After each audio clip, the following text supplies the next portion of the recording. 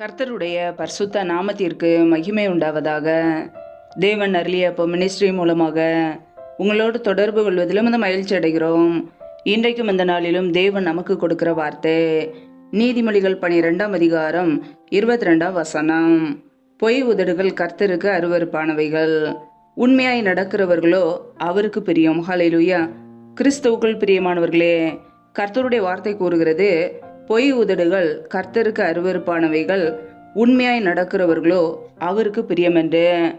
பிரியமானவர்களே, நம்முடைய வாழ்க்கையிலே நாம் உண்மையாய் நடக்கும்போது, நம்முடைய வாழ்க்கையிலே உண்மை காணப்படும் போது நாம் கர்த்தருக்கு பிரியமுள்ள ஜனங்கள். பொய் உதடுகள் கர்த்தருக்கு அருவருப்பானவைகள். இன்றைக்கு அநேகருடைய வாழ்க்கையிலே உண்மையாய் நடக்காதபடிக்கு பொய்யான ஒரு வாழ்க்கை வாழ்வார்கள். குடும்பத்திலே உண்மை இருக்காது, செய்கிற வேலைகளிலே, தொழில்களிலே, வியாபாரங்களிலே உண்மை இருக்காது. எல்லா காரியங்களிலும் பொய்யான காரியங்கள் இருக்கும். பொய் பேசும்போது கர்த்தருக்கு அருவருப்பான ஒரு காரியமாக இருக்கிறது. நம்முடைய வாழ்க்கையிலே தேவன் உண்மையை எதிர்பார்க்கிறார். நம்முடைய தேவன் உண்மை உள்ளவர், பொய் உரையாத தேவன். அவரை போல அவருடைய பிள்ளைகளும் அவருடைய சுபாவங்களை கொண்டு வாழ வேண்டும் என்று அவர் விரும்புகிறார். இன்றைக்கு அநேகருடைய வாழ்க்கையிலே இந்த பொய் என்கிற ஒரு சுபாவத்தினாலே ஆசீர்வாதங்களை இழந்து போகிறார்கள்.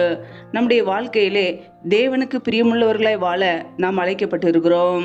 எப்பொழுது நம்முடைய வாழ்க்கையிலே கர்த்தராய் இயேசு கிறிஸ்துவை சொந்த இரட்சகராக ஏற்றுக்கொண்டோமோ, நாம் அவருடைய பிள்ளைகளாய் வாழ அழைக்கப்பட்டு இருக்கிறோம்.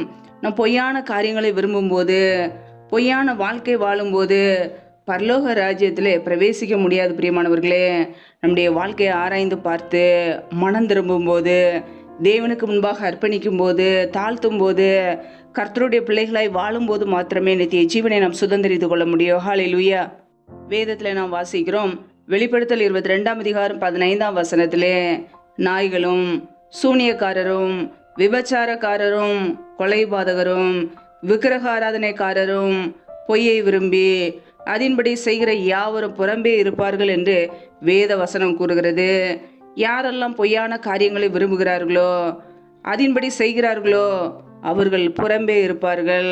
நம்முடைய வாழ்க்கையிலே நம்மை நாமே ஆராய்ந்து பார்க்க வேண்டும். நம் தேவனுக்கு பிரியமுள்ளவர்களாய், உண்மை உள்ளவர்களாய் வாழ்கிறோமா? உத்தமமாய் நடக்கிறோமா? செம்மையான வழியிலே நடக்கிறோமா? அல்லது பொய்யான ஒரு வாழ்க்கை வாழ்கிறோமா?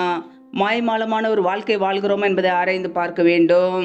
பொய்யை விரும்பி அதன்படி செய்கிற யாவரும் புறம்பே இருப்பார்கள். பரலோக ராஜ்யத்தை சுதந்திரிக்க முடியாது. ஒரு மனிதனுடைய வாழ்க்கையிலே பொய்யான காரியங்கள் இருக்கும் என்றால் ஆசீர்வாதங்களையும் நன்மைகளையும் இழந்து போவார்கள். பிரியமானவர்களே, நம்மை நாமே ஆராய்ந்து பார்ப்போம். வேதத்தில் நாம் வாசிக்கிறோம், நீதிமொழிகள் 19ஆம் அதிகாரம் 9ஆம் வசனத்திலே, பொய் சாட்சிக்காரன் ஆக்கினைக்கு தப்பான், பொய்களை பேசுகிறவன் நாசம் அடைவான் என்று வேதம் சொல்கிறது. ஒரு மனிதனுடைய வாழ்க்கையிலே பொய்யான சுபாவங்கள் இருக்கும் என்றால் அவருடைய வாழ்க்கையிலே ஆசீர்வாதங்கள் எல்லாம் அழிந்து போகும். பொய் சாட்சி சொல்வார்கள் என்றால் கர்த்தருடைய தண்டனைக்கு தப்பித்து கொள்ள முடியாது. இன்றைக்கு அநேகருடைய வாழ்க்கையிலே மற்றவர்களை குறித்து பொய்யான சாட்சி, வீண் பழி போடுவார்கள். அப்படிப்பட்ட காரியங்களை செய்யும் போது கர்த்தருடைய தண்டனைக்கு தப்பித்து கொள்ள முடியாது. பொய்களை பேசுகிறவன் நாசம் அடைவான். பொய் பேசியே மறுபடியும் மனம் திரும்பாமல் பொய்யான ஒரு வாழ்க்கைக்குள்ளே போகும்போது அவர்களுடைய வாழ்க்கையிலே ஆசீர்வாதங்கள் இருக்காது. கர்த்தருடைய பிள்ளைகள் நம்மை நாமே ஆராய்ந்து பார்ப்போம். நம் கர்த்தருக்கு பிரியமுள்ளவர்களாய் வாழ வேண்டும். நம் உண்மையாய் வாழும்போது கர்த்தருக்கு பிரியமுள்ள ஜனங்கள். பொய்யை வெறுக்க வேண்டும். தேவன் வெறுக்கிற காரியங்களை நாமும் வெறுக்க வேண்டும். ஹல்லேலூயா. பொய் நாவு கர்த்தருக்கு அருவருப்பானது. நம்முடைய வாழ்க்கையிலே உண்மை உள்ளவர்களாய் எதை செய்தாலும் உண்மையோடு, உத்தமத்தோடு, செம்மையோடு, நேர்மையோடு, நியாயத்தோடு இருக்க வேண்டும். அதையே கர்த்தர் எதிர்பார்க்கிறார். ஹல்லேலூயா. வேதத்தில் நாம் வாசிக்கிறோம், யோவான் எழுதிய சுவிசேஷ பகுதி 8ஆம் அதிகாரம் 44ஆம் வசனத்திலே, நீங்கள் உங்கள் பிதாவாகிய பிசாசானவனால் உண்டானவர்கள், உங்கள் பிதாவினுடைய இச்சைகளின்படி செய்ய மனதாய் இருக்கிறீர்கள். அவன் ஆதி முதற்கொண்டு மனுஷ கொலைபாதகனாய் இருக்கிறான். சத்தியம் அவனிடத்தில் இல்லாதபடியால் அவன் சத்தியத்திலே நிலை நிற்கவில்லை. அவன் பொய்யனும் பொய்க்கு பிதாவுமாய் இருக்கிறபடியால் அவன் பொய் பேசும்போது தன் சொந்தத்தில் எடுத்து பேசுகிறான் என்று கர்த்தருடைய வார்த்தை மிகவும் தெளிவாக கூறுகிறது. பிரியமானவர்களே, அவன் சத்தியத்திலே நிலை நிற்கவில்லை. அவன் பொய்யன், பொய்க்கு பிதாவுமாய் இருக்கிறான். ஒரு மனிதனுடைய வாழ்க்கையிலே பொய் என்கிற ஒரு சுபாவம் வருமென்றால் அது பிசாசினால் உண்டானது. நம்முடைய வாழ்க்கையிலே நம் தேவனுடைய பிள்ளைகள், தேவனுடைய சுபாவங்கள் நமக்குள்ளே இருக்க வேண்டும். பிசாசின் கிரியைகளுக்கு நம் இடம் கொடுக்கக்கூடாது. இருளான காரியங்களுக்கு இடம் கொடுக்கக்கூடாது. நம் வெளிச்சத்தின் பிள்ளைகளாய் வாழ அழைக்கப்பட்டு இருக்கிறோம். நமக்குள்ளே இருளான காரியங்கள், அந்தகார கிரியைகள் இருக்கக்கூடாது. பிரியமானவர்களே, நம்முடைய வாழ்க்கையை ஆராய்ந்து பார்ப்போம். நமக்குள்ளே பொய் பேசுகிற ஒரு சுபாவம் இருக்கிறதா? பொய்யான ஒரு வாழ்க்கை வாழ்கிறோமா? குடும்பத்திலே உண்மை இல்லாமல் வாழ்கிறோமா? கணவன் மனைவிக்கிடையே உண்மை இல்லையா? பெற்றோர் பிள்ளைகளுக்கிடையே உண்மை இல்லையா? செய்கிற வியாபாரத்திலே உண்மை இல்லையா? நம்மை நாமே ஆராய்ந்து பார்ப்போம். நாம் மனம் திரும்பும் போது மாத்திரமே கர்த்தருடைய நன்மைகளை பெற்றுக்கொள்ள முடியும். தேவனுக்கு முன்பாக நம்மை தாழ்த்தும் போது, நம்முடைய பாவங்களை அறிக்கையிட்டு அவைகளை விட்டுவிடும் போது தேவன் நம்மை மன்னித்து ஆசீர்வதிப்பார். அவருடைய கிருபையினாலே நம்மை நிரப்புவார். ஹல்லேலூயா. உண்மையாய் வாழ்கிற ஜனங்கள் கர்த்தருக்கு பிரியமுள்ளவர்கள். கர்த்தருக்கு பிரியமுள்ள ஜனங்களாய் வாழ நம்மை அர்ப்பணிப்போம். ஒருபோதும் சத்ருவானவனுக்கு இடம் கொடுக்காதபடிக்கு, பிசாசுக்கு இடம் கொடுக்காதபடிக்கு, கர்த்தருடைய வார்த்தைக்கு கீழ்ப்படிந்து அவனுக்கு நாம் எதிர்த்து நிற்போம். ஹல்லேலூயா. நம்முடைய வாழ்க்கையிலே ஆவிக்குரிய கனிகள் செயல்படட்டும். தேவனுடைய பிள்ளைகளாய் வாழ்வோம். தேவனுடைய நன்மைகளை சுதந்திரித்துக் கொள்வோம். ஹல்லேலூயா. கர்த்தர்தாமே உங்களை ஆசீர்வதிப்பாராக. ஆமேன்.